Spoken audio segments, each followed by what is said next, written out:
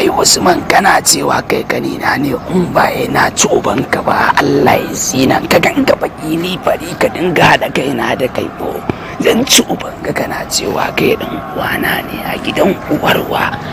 kaga kashin kanka ka ganawa ka gani ba sa'an ka bane idan kuma ka ci gaba to da sai da Allah sai na nuna ma asalin kalata ka gane to don ubanka.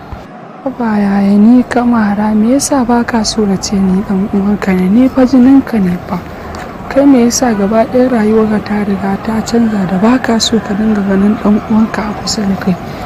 ni ko dai da ni a haka ga gani dai ai kai ka san menene na farko jinin mu daya kuma me yasa kake mana irin wannan abu a dangin mu kai kadai ne zakka ka kai inda kanka yake na ji bin maganar umma nake da abu shi yasa na zauna a haka kuma ai baka fi ni fari ba ka dinga mun gori amma ban ji daɗin abin da kan ba gaskiya. Abu da Allah gyara da Allah gafara karkare na mu a ciwar kai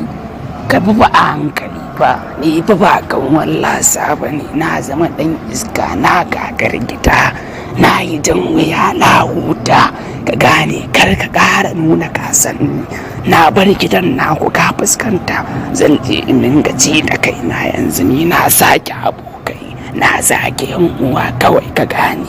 ba na so ka ƙara kallo na a hanya idan kuma kake wallahi na sa an cire mu haƙoranka da kuma idanunka idan kuma ka ka gwada ka gani dan not problem inda wannan ne